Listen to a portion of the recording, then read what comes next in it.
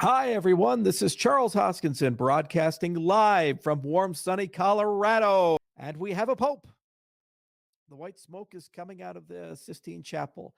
The teams got together today with the CF, talked to a lot of different people, looked at the rate of progress with the SPOs, the DApp developers, and the exchanges. And we now have an official date for the Vasil Hard Fork Combinator event, September 22nd. This was one of the long ones, probably the hardest update we've ever had to do as an ecosystem. It's one that, if we've all done our job right, we're going to wake up on September 22nd and it'll be just another day. That's the magic and power of the Cardano ecosystem is we do our homework early and we do the work up front so that we don't end up enduring the consequences of not doing it on the back end. And I'd finally like to thank the community for your patience, persistence, and dogged loyalty. You fight hard, you push hard, and it's good to get it all done. Vasil is going to really help a lot of DApp developers out. As I said uh, back when we launched Alonzo, there's really two ways you can look at smart contracts and programmability in the ecosystem. One way is to start with maximum expressiveness, and there dial it back as you discover there's problems. And this is kind of what Ethereum has done. And they released something. They said, oh, well, maybe we need to put some more controls and checks and balances. And the problem with that is twofold. One, as you dial back expressiveness, you break old contracts. And two, anything that is hacked results loss of money. I've seen reports as high as $25 billion worth of stuff has been stolen or lost as a result of hacks and bad smart contracts in that ecosystem.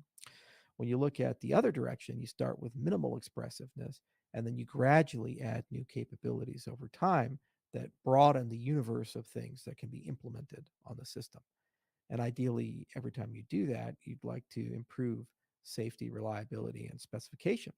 So that's what we did with the extended UTXO model. We started and knew that over time we could get to what Ethereum has done, but we understood a roadmap to get there.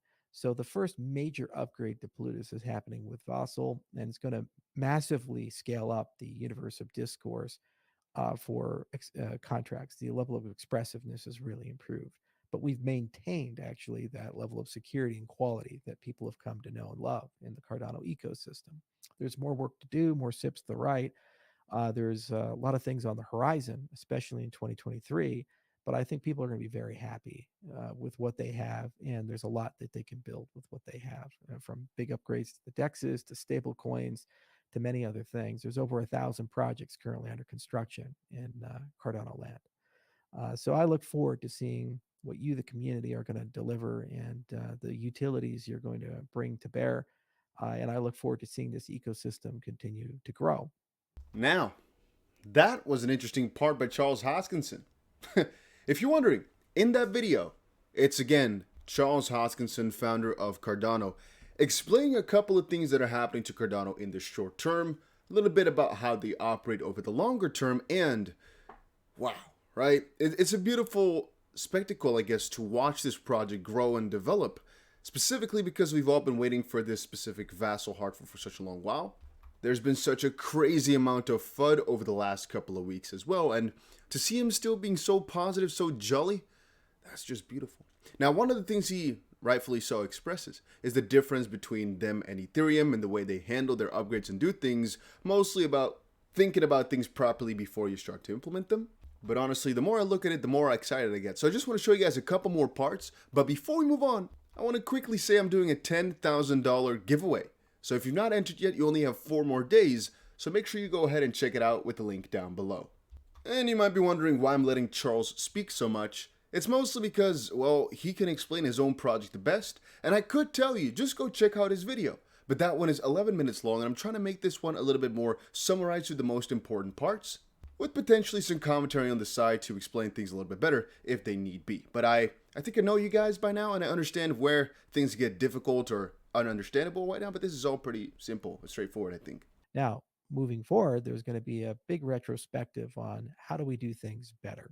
There's also going to be a deep conversation about the overall architecture of Cardano as it is, and how do we take it to the next level to make it more useful and portable, scalable, and better for everybody.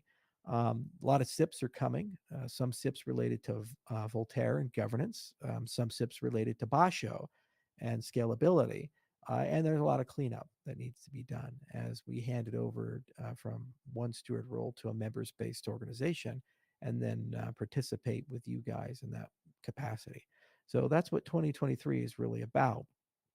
So a lot of people are stepping up, taking more advanced roles, more in depth roles.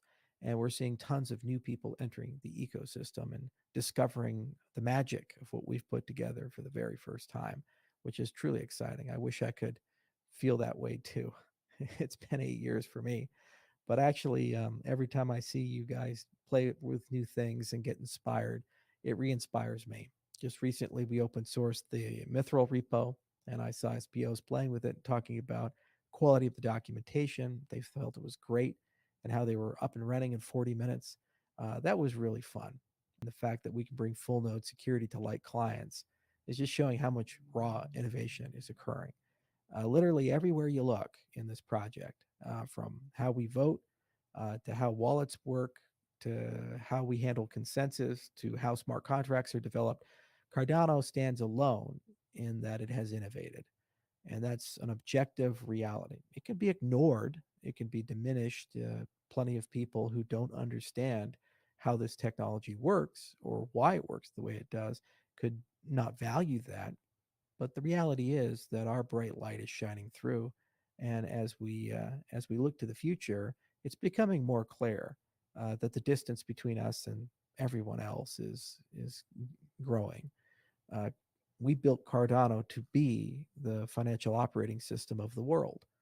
We built it to bank the unbanked. We built it as a community to give economic identity to those who don't have it, so that we can have one global fair marketplace. Just gotta quickly step in and say, oh, this man is dropping fire right there. He's going absolutely wild, explaining partially about the roadmap for Cardano. I think we're gonna showcase that to you guys in just a second. Now, partially about their broader vision of what they want to achieve, what they want to do, explaining that a lot of people will not understand the tech, but they're building it anyway, and they're doing really, really good on the back end. It's just like, I think something for a lot of people that dislike Cardano, this is a very good video to watch. He's explaining with objective reality exactly how they've built, why they've built it this way, and how it's going to continue on. 2023 is looking exciting. Their upgrades are going well. Everything that it's based upon, everything that's changing, everything that they've planned. If you're wondering what the whole roadmap thing looks like, here is actually a little idea. If you go to roadmap.cardano.org, you can find the different phases: Byron, Shelley, Gauguin, Basho, and Voltaire. And in the little video, he's also talking about the governance phase, basically, where, again, they look after governance. And if you, for example, go to any specific phase like Gauguin, I'm not sure how you, Gauguin maybe, I'm not sure how you pronounce this one. You can look below, for example, at the work scope and see whatever they've worked on. Pluto's core, Marlowe, and just so forth and so on. There's even some very addictive, strange overview of GitHub in a, what do they call it? Real-time visualization type of manner with how the commits have worked. Interesting. Then again, I'm not so sure if this has been abandoned a little bit. I know IOHK, IOG, whatever, now has a different website where they give more in-depth updates on a shorter term. It's the one I kept showcasing you guys for the last couple of days here. Because if we take a look at status updates, we see nothing has been added to this since May of 2022. Over on the IOHK website, there's a lot more, I guess, rather big blog updates. So thank you all for being here. Thank you all for being part of this. And I look forward to a successful Hard Fork Combinator event on the 22nd. There will continue to be integration and testing. There's more than 20 days left to get all that stuff swept up, but it's long overdue. We're about ready, and it means we can enter October real strong. And I'm looking forward to the Cardano Summit in November and the Rare Bloom event in October. I'll see you guys soon. Cheers. And so yeah, that was by far the most important info we've gotten on Cardano over the last 24 hours or so. The next date for the Vasil hard fork finally announced. Then again, we had a final date over in August, so it's not to say that this is going to certainly be the day that is going to happen, but it's something to look forward to. As I said before, we have quite a lot of events coming up in September. We have something for the, okay, let's just quickly sum it up. The ones that I can think of right now on the spot. We have the interest rate, inflation, Ethereum merge, Ripple slash SEC lawsuit, summary judgment motions. Those are 4 things crypto-wide that are extremely important that are coming up this month. And then now as well, we got ourselves this Vasil hard fork for Cardano. Yeah, amazing news, pretty juicy. And in terms of price and whatnot, let's see what happens, you know? Let me know down below if you're still excited about Cardano. And that was our update for today. There's a couple of other discussions that have been had. For example, Charles is fighting or explaining why he doesn't do token burns, but I think we're going to do that in a different episode. We're going to talk about that later. And yeah, that was it for right now. See you guys later in another one. Adios, amigos.